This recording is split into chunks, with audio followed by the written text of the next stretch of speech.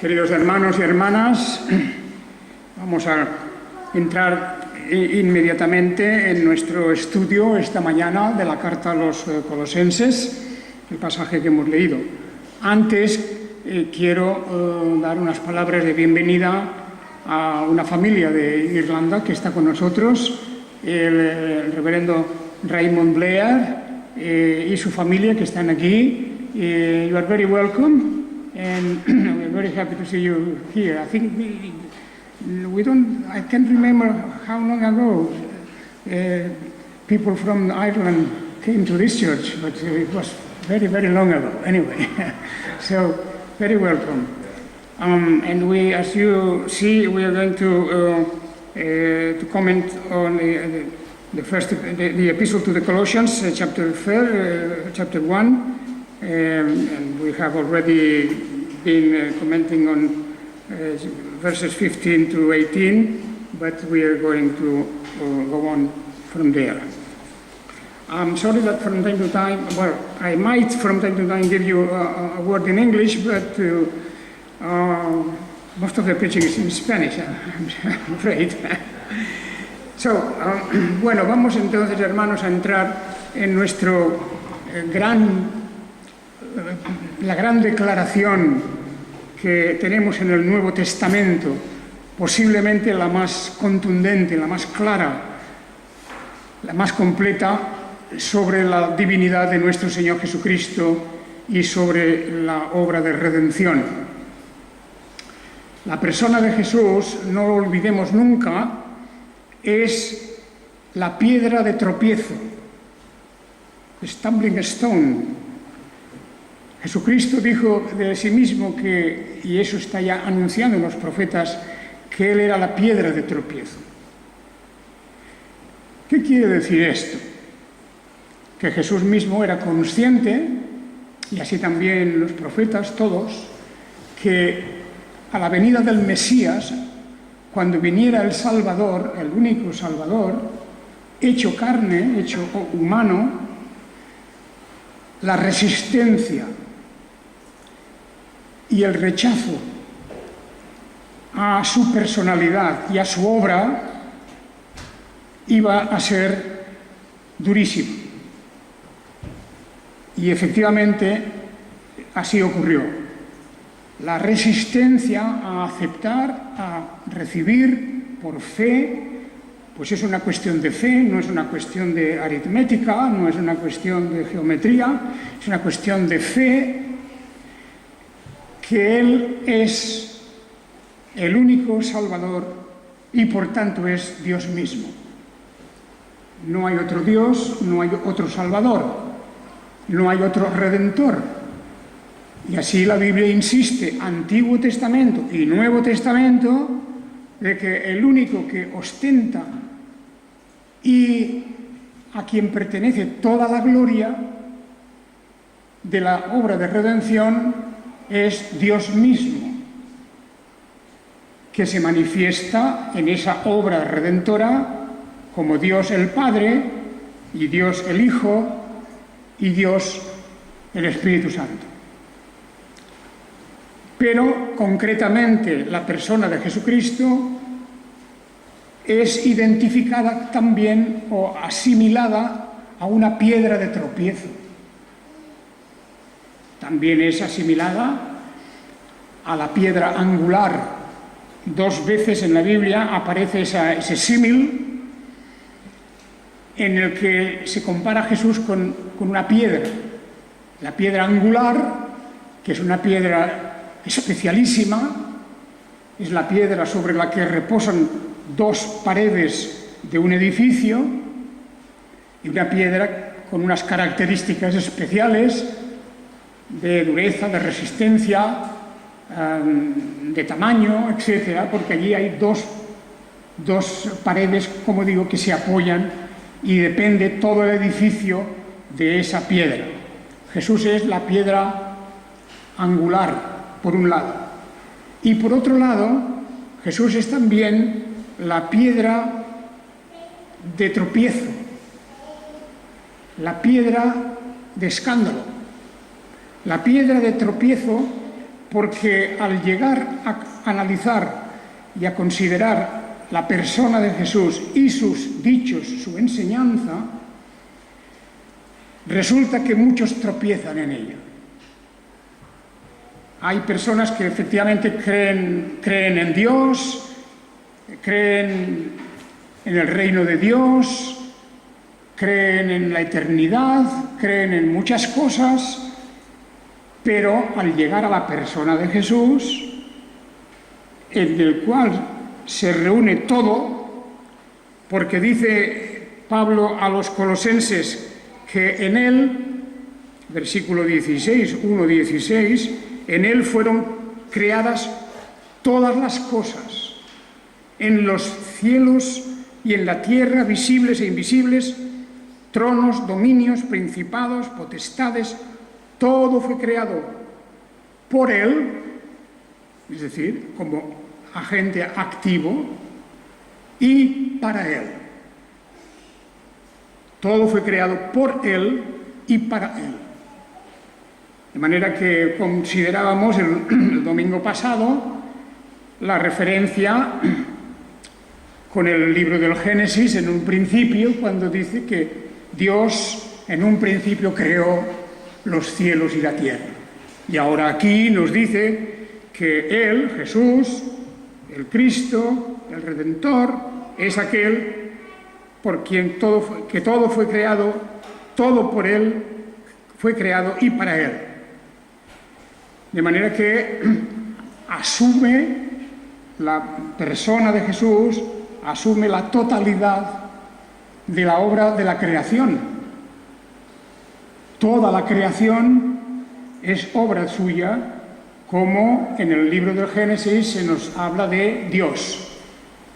En el principio creó Dios. No dice el Padre, no dice el Hijo, no dice el Espíritu, sino Dios creó en el principio los cielos y la tierra. Y aquí lo confirma el apóstol Pablo diciendo que todo fue creado por Él, naturalmente, que es el sujeto, que es la persona de Jesús, en quien tenemos la redención, el perdón de los pecados, la imagen del Dios invisible, el primogénito de toda creación, etcétera, etcétera. Como ser humano, llegada a la plenitud de los tiempos en la obra redentora, el Hijo se convierte en un ser humano, en hombre, pues así está en los designios y en la voluntad de Dios, que Él fuera como semejante a nosotros. Y, naturalmente, habla en ese sentido como Él es antes de todas las cosas y todo subsiste en Él, y Él es la cabeza del cuerpo. Se refiere aquí a la Iglesia de Dios, con la Iglesia. Esta es una forma de decirnos el lugar que ocupa, el lugar que tiene el Redentor dentro del plan divino de redención, dentro del plan divino de la salvación. Él tiene ese lugar de preeminencia absoluta. Nada ni nadie puede sustituirlo, porque la obra de salvación es una obra de Dios.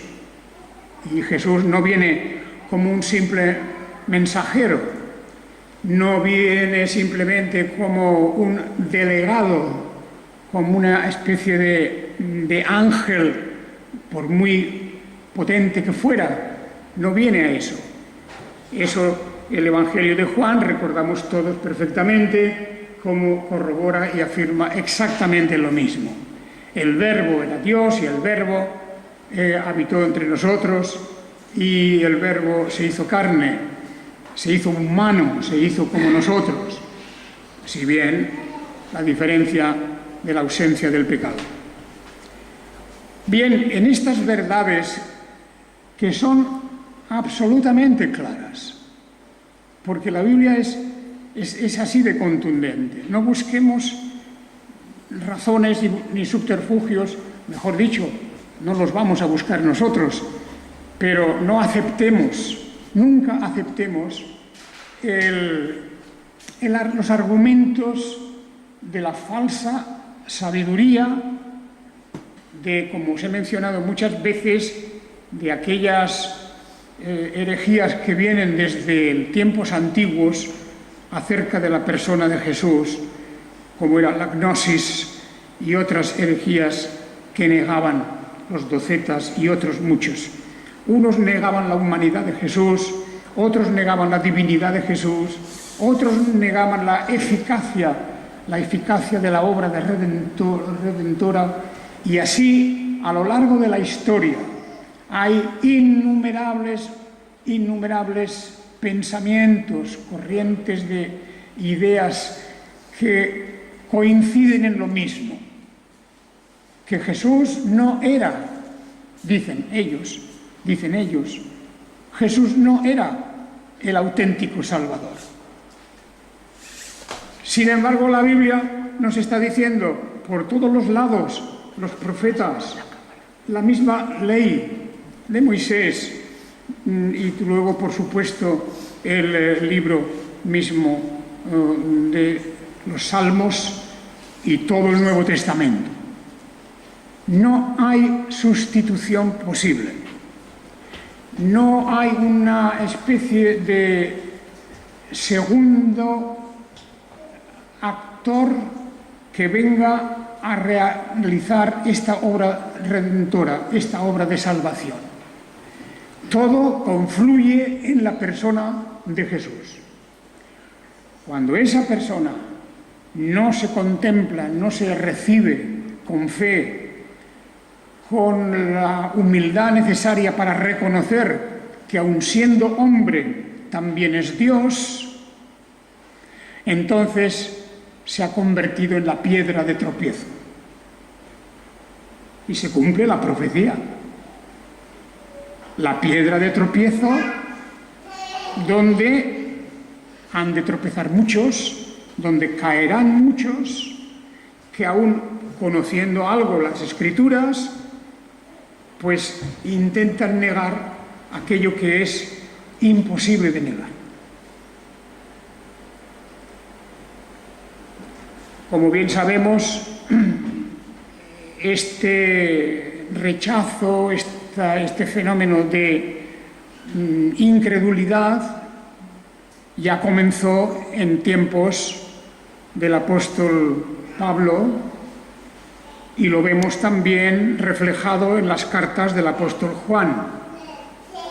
Estos apóstoles tienen que enfrentarse a esas corrientes heréticas en donde se está negando la realidad de la persona de Jesús. Para unos no era verdadero Dios, para otros no era verdadero hombre. Pero la Biblia, la palabra de Dios, nos está diciendo continuamente, Antiguo y Nuevo Testamento, que no hay otro Redentor, no hay otro Salvador excepto Dios mismo. Y lo mismo con respecto a Jesús, que no hay otro nombre, no hay otra persona, no hay otro ser en este mundo, bajo los cielos, en el cual podamos ser salvos, porque Él es el único Salvador. Y ahí, a menos que queramos confundir lo inconfundible, hemos de doblar nuestras rodillas, hemos de reconocer a Jesús como Señor, como Salvador, y hemos de confesar nuestra propia miseria y nuestra ignorancia, y hemos de recordar siempre que tenemos la palabra de Dios viva, eficaz, como una espada de dos filos, que nos revela y nos manifiesta la personalidad y la obra de nuestro Salvador Jesucristo. Y más aún, nos dice aquí, usando una forma de dicción, en primer lugar, que Jesús se nos dice que es la imagen. El versículo 15 dice que Él es la imagen. En griego, eikon, como decimos nosotros, un icono. Eikon, un icono. Jesús es el icono. ¿Qué quiere decir? El domingo pasado lo expliqué. Dios mismo, en su esencia, es invisible. A Dios nadie le ha visto jamás.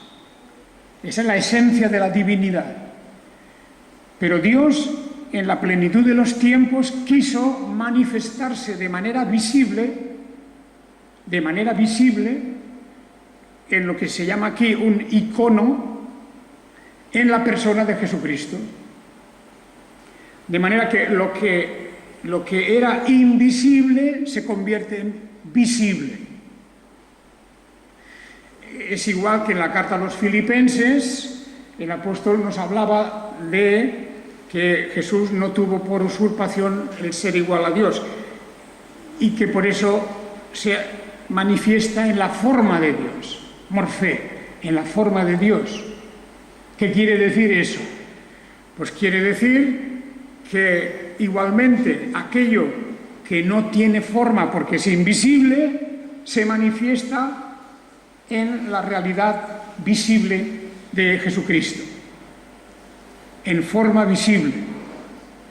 Y aquí se nos dice que Él se manifiesta como imagen del Dios invisible.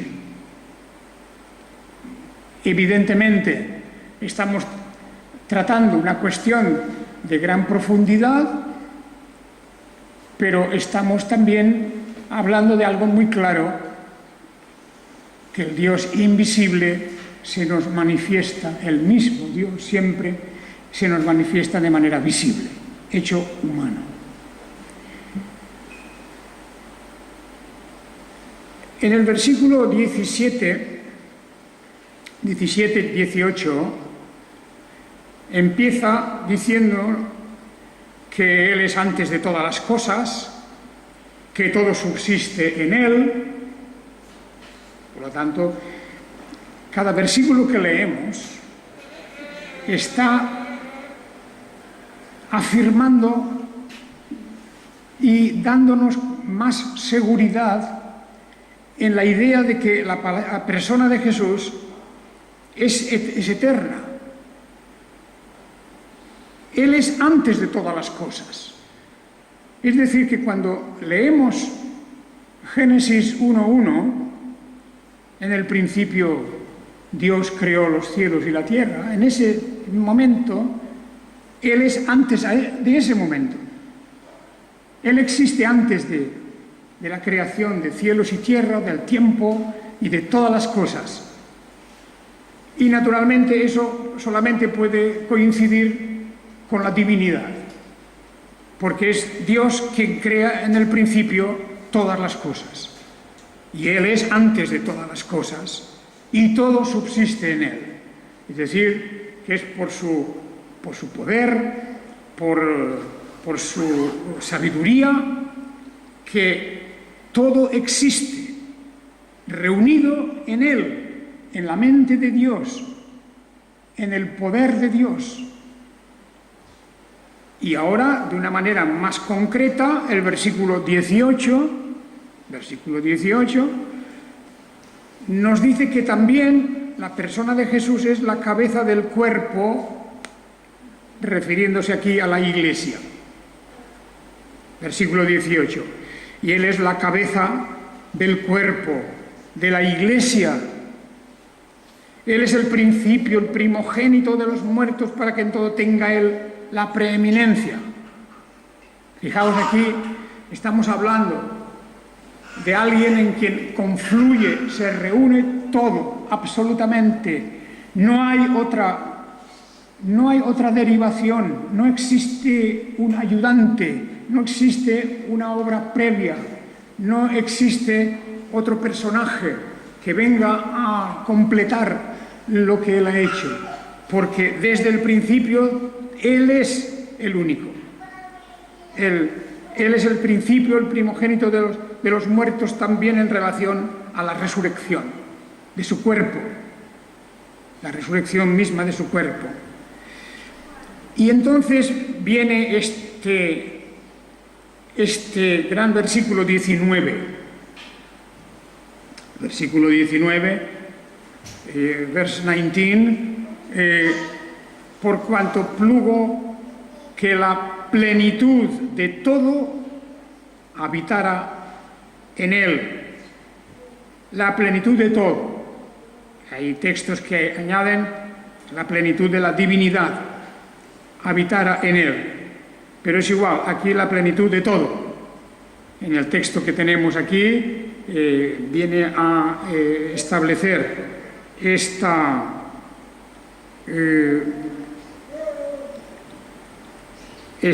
frase, esta manera de decirla, esta lectura, que la plenitud de todo habitará en él. De manera que habla de cómo en la persona humana de Jesús, estamos hablando de la humanidad también de Jesús, estamos hablando de aquel que es eterno, pero que tiene el principio como ser humano, nacido de María. Y en ese sentido tiene una historia, un principio y un fin. Tiene su principio en el nacimiento, tiene su fin en la muerte, pero luego tiene la resurrección. Y todo eso unido es que Dios ha querido que en esa persona de Jesucristo se concentre todo. Se concentre todo. Y está hablando de Jesucristo como ser humano también, con la humanidad misma de Jesús. La plenitud de todo habitara en él. En ese verbo habitar simplemente se da a conocer la idea de que el cuerpo de Jesús, el cuerpo humano de Jesús actúa algo así como el habitáculo, como el templo donde reside todo eso, la plenitud de todo. El templo de Jesús es ese cuerpo suyo. ¿Os acordáis? En el Antiguo Testamento había un templo material. Había un templo material, un tabernáculo primero, un templo después. En aquel tabernáculo y en aquel templo llega un momento en que la gloria de Dios hinche aquel lugar y se manifiesta allí la gloria divina. ¿Os acordáis de esas dos situaciones, del tabernáculo y templo? Dios, ¿cómo es posible que Dios habite entre nosotros, siendo invisible? Pues Él toma un habitáculo. Y ese habitáculo, en el Antiguo Testamento, es el templo por un momento. El templo significa algo así como la residencia de Dios temporalmente. Y en la persona de Jesús tenemos un templo, tenemos como un tabernáculo en donde está toda la gloria de la divinidad. La plenitud de todo habita en él. Y esta es una manifestación más del hecho de que contemplamos la persona humana de Jesús no como un mero hombre más como nosotros, es como nosotros, pero es nada menos que el templo con la plenitud del Espíritu de Dios. Y ahí es donde hemos de decir, debemos, por tanto, no solamente inclinarnos ante Él, sino arrodillarnos ante Él y reconocerle como se le reconoce en las Escrituras: Señor mío y Dios mío. Señor mío y Dios mío. Pues esa es realmente la manifestación gloriosa que la palabra de Dios nos da. Muy bien, aquí que esto es aquello que se nos está diciendo porque Él ha venido con una función, con una misión concreta, que es la de reconciliar consigo mismo todas las cosas, así las que están en la tierra como las que están en los cielos, haciendo la paz por medio de él, por la sangre de su cruz.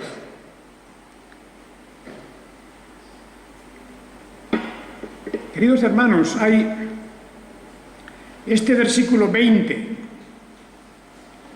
Colosenses 1:20, es capital y central en la obra de redención. Porque, una vez más, tenemos que es la persona de Jesús, hombre real y verdadero, sin pecado original, por supuesto, en quien se ha depositado la tarea, la obra de reconciliar, como dice aquí, y hacer la paz de todas las cosas en la tierra como las que están en los cielos, haciendo la paz por medio de él, por la sangre de su cruz. Aquí hay un tono algo misterioso, porque podemos comprender bien que él ha hecho la paz, la reconciliación con las criaturas en la tierra. Y allí, naturalmente, se refiere, dice aquí, reconciliar consigo mismo todas las cosas. Las cosas se refieren, las cosas creadas, las cosas que reflejan la personalidad divina. Es decir, el ser humano que fue creado a imagen de Dios. Y tenemos ahí también un apunte, una alusión a las cosas que están en los cielos. Y aquí no sabemos exactamente en qué sentido el apóstol está señalando cosas que hay en los cielos.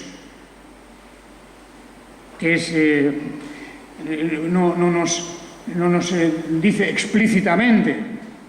Las que están en la tierra, que han de ser reconciliadas, las comprendemos, porque somos los seres humanos. Y toda criatura que esté en la tierra, todo el orden subvertido en la tierra, ese orden vuelve a ser restablecido y la obra de redención se cumple a través de la Iglesia, de los llamados de Dios a esa reconciliación. Pero también es verdad que hay algo en los cielos. Y aquí es donde digo que no podemos apuntar con precisión a qué se refiere, a qué cosas en los cielos son las que están reconciliadas por medio de la obra de nuestro Señor Jesucristo. Se refiere a algunos ángeles, se refiere indudablemente a algo que refleja también la creación de Dios. Pero yo lo diría suavemente, es un terreno donde no podemos entrar mucho porque es especulativo. Es una expresión en la cual dice que el orden será restablecido por la obra de Jesucristo en la tierra y en los cielos. La Biblia nos habla de una tierra nueva y unos cielos nuevos donde morará la justicia. ¿Os acordáis de ese texto, verdad? Nueva tierra y nuevos cielos. Esa novedad de nueva tierra y nuevos cielos es un resultado de esta reconciliación, de todas las cosas, las que están en la tierra y las que están en los cielos. Y no podemos precisar más, pero es significativo que la Biblia, la palabra de Dios, nos promete, nos adelanta que habrán nuevos cielos y nueva tierra. Hay una reconversión universal. Hay algo que no está hoy, en este momento, no está bien, ni en la tierra ni en los cielos. Ojo, cuando hablamos de los cielos, en plural, está hablando del universo. En el principio creó Dios los cielos, en plural, y la tierra. Y casi siempre, en el Antiguo Testamento sobre todo, y no tanto en el Nuevo, pero casi, la palabra cielo aparece en plural. Más que hablar de el cielo, la Biblia nos habla abundantemente, mayoritariamente, nos habla de los cielos, en plural. Y esto no es casual, no es una cuestión de estilística, y es porque hay algo desconocido para nosotros en la magnitud y en la grandeza de la creación de Dios en este universo, que Dios ha elegido una palabra en plural antes de hablarnos del cielo. Porque muy pocas veces en la Biblia se habla de el cielo. Se habla de los cielos. En la grandiosidad, en la magnificencia de la creación de Dios, que nuestros ojos no pueden comprender. Porque las cosas que Dios ha preparado para su pueblo son cosas que ni siquiera han pasado por nuestra mente.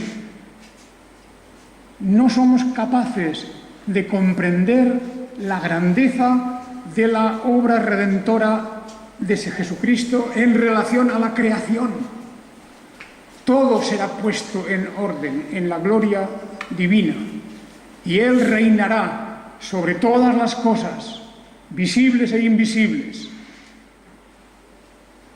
Y esto es lo que quiere decirnos el apóstol aquí en este pasaje, que Él, por medio de Él, reconciliar todas las cosas, las que están en la tierra como las que están en los cielos, haciendo la paz por medio de Él, por la sangre de su cruz. Y aquí venimos a lo concreto. La paz y reconciliación de toda rebeldía, contra todo pecado, por la sangre de la cruz de nuestro Señor Jesucristo.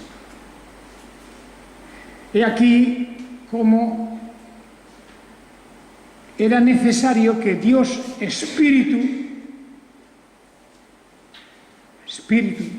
espíritu no tiene sangre, el espíritu no puede morir en una cruz, pero era necesario que aquel que era espíritu, el verbo, el logos, se hiciera humano y tuviera un cuerpo y una sangre y diera su sangre, su vida, en la reconciliación por nosotros. De manera que el apóstol nos lleva, en su discurso, nos lleva de la grandiosidad de las cosas que no abarca nuestra mente, que no podemos entender, de la grandiosidad del Dios Espíritu, eterno, inmenso, inconmensurable, nos lleva de eso a lo concreto, la persona de Jesús que muere en una cruz y que derrama su sangre. Eso es muy concreto, eso es muy determinado. Y eso es lo que reconcilia y trae la paz entre las cosas que han sido creadas y que por causa del pecado están en guerra permanente. Y así, hermanos, llegaremos hoy casi ya al final, porque estos versículos siguientes, versículos 21, 22, 23, es una palabra directamente dirigida por el apóstol a la iglesia de Colosas, Una iglesia que, repetimos, el apóstol no había fundado, el apóstol no conocía directamente, pero que conocía, sin embargo, que andaba en un camino peligroso. Ya lo veremos más adelante. Más adelante veremos cómo insiste en cómo no se puede andar entre dos aguas. No se puede. Es sí o es no. ¿Es él o no es él? Y entonces dice el apóstol, señala a los hermanos de Colosas y les dice, y a vosotros. Es importante recordar eso a cada individuo y a cada persona que está involucrada en este conocimiento de Dios y de la persona de Jesucristo.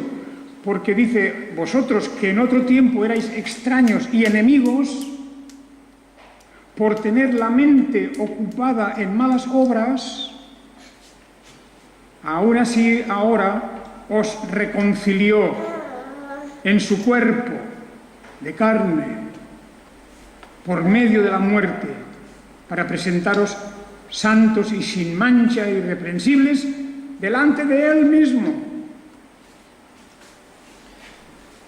De manera que esa redención ha de ir a parar todo a la gloria propiamente del Redentor, del Salvador, del Señor, de la víctima propiciatoria. Hermanos, hermanas, esto es algo tan extraordinario y profundo que por eso toda nuestra alabanza, gratitud, servicio, todo lo que hagamos, testimonio, todo ha de confluir en la persona de nuestro Señor Jesucristo, porque en Él tenemos la plenitud de la divinidad. En Él tenemos la imagen del Dios invisible. Y en Él tenemos la víctima propiciatoria,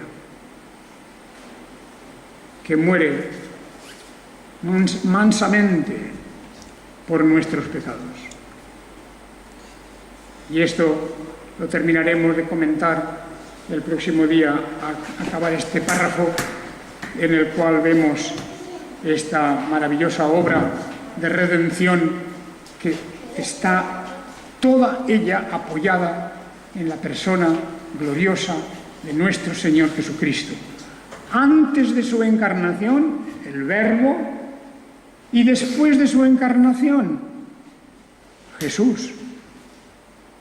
Jesús, conocido como Jesús de Nazaret, esa persona gloriosa en quien tenemos salvación y el perdón de nuestros pecados.